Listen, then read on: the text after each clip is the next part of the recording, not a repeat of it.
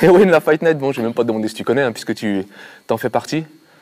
Chaque année, on se rend compte, notamment sur la carte de l'Arena, que c'est de plus en plus fou. Ça devient de plus en plus compliqué pour toi de trouver les bons boxeurs? Ben non, bizarrement, parce que comme c'est de plus en plus fou, on a de plus en plus de boxeurs qui sont intéressés.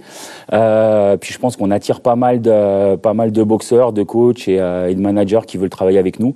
Donc partant de ce principe-là, plus il y a de l'attrait, plus il y a de la visibilité pour les boxeurs ou pour les coachs, et plus en fait les gens sont à même de venir travailler avec nous. Tu as une petite particularité aussi, tu aimes vraiment donner la chance aux plus jeunes, aux jeunes pros, aux jeunes classe A, enfin des jeunes. Pourquoi l'importance comme ça? Pourquoi c'est une importance pour toi? Parce que c'est l'avenir. Aujourd'hui, les boxeurs qui sont dans le game depuis des années, c'est le haut du panier, comme je l'ai dit sur une interview précédente. Mais l'avenir du pied-point, c'est les jeunes qui arrivent. Donc, pour rebondir là sur le plateau de la Fight Night, on a le petit David Siboni qui vient de passer pro cette année. Voilà, il fait partie des premiers combats pro qu'il y aura sur la carte cette année, là, le 27 avril. En parlant des classes A, j'ai 3 champions de France qui vont classe A, qui vont être sur le plateau. Donc j'ai Adam Eniter, j'ai Naïm Tabi et j'ai Amin Diaf, donc qui sont respectivement champions ou en kick, en K1 ou en full contact. Voilà, donc c'est des jeunes qui montent, c'est des jeunes qui ont fait leurs preuves, qui ont envie, qui sont motivés, qui charbonnent. Et voilà, il n'y a pas de raison qu'ils ne soient pas mis à l'honneur parce que c'est les pros de demain. Donc c'est des gens qui, je l'espère, dans quelques années, feront les main events ou les co-main events de la Fight Night. Alors justement, on va revenir un petit peu sur les pros. Ils demandent, ça y est, la Fight Night, c'est vraiment dans leur tête maintenant. C'est important pour des pros de faire la Fight Night, de venir, de se montrer.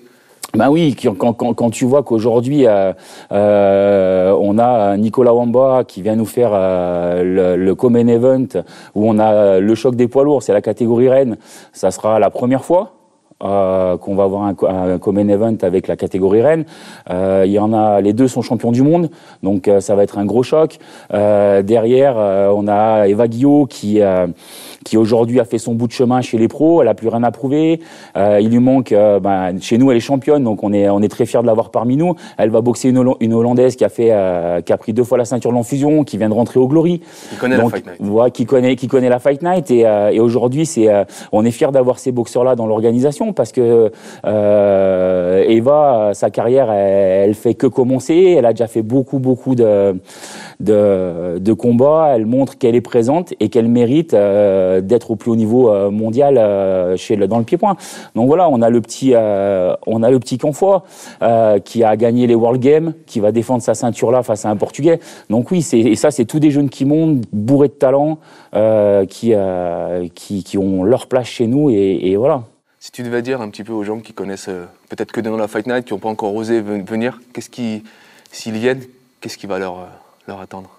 Écoute, ce qui va les attendre, c'est comme chaque année, c'est un gros show, c'est une salle de 4500 personnes qui sera full.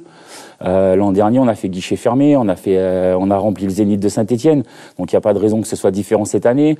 On a un gros plateau, donc comme je disais, on a Nicolas Wamba, on a Michael Palandre, on a Guéric Billet, on a Elias Canfoy, on a Eva Guillot, on a Anthony Valverde. Ouais. Alors Valverde, c'est pas un jeune boxeur, mais c'est un gars quand il monte sur le ring, la seule chose qu'on est sûr, c'est qu'il va y avoir une grosse guerre. Donc voilà, il y a pas de combat sur ce matchmaking où les gens vont se courir après. On a pris que des fonceurs. Donc il y aura pas de cœur, ça. Bah oui, enfin quand tu regardes un gars là où les mecs ils dansent pendant 3 rounds ou 5 rounds, moi personnellement ça me fait pas rêver.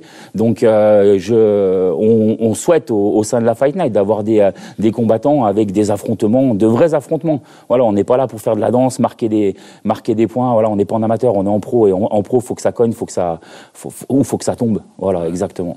Il y a un truc qui est aussi bien, et je pense que c'est important de le rappeler pour les boxeurs, c'est-à-dire qu'on a vu l'année dernière Raphaël Barros, qui avait fait un combat assez anthologique et qui avait vraiment levé la foule, hein, on peut dire.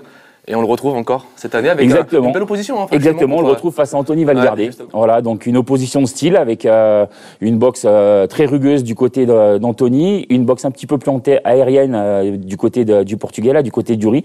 Donc je pense que ça va faire une belle opposition et le public sera pas déçu. Enfin, ça sera une opposition parmi tant d'autres par rapport à la carte et je pense qu'il y aura aucun combat qui va nous décevoir. Dernière question, Ewen. La Fight Night, c'est toujours une fierté d'être dans l'organisation? Bien sûr, c'est toujours une fierté quand tu as la possibilité de mettre en place des plateaux comme on met depuis des années maintenant, de voir l'importance et l'engouement que le public a pour ces événements. Mais c'est juste magnifique. Et te dire que toi, tu apportes ta pièce à l'édifice, mais ouais, c'est énorme. Enfin, moi, j'adore, quoi. Voilà, c'est...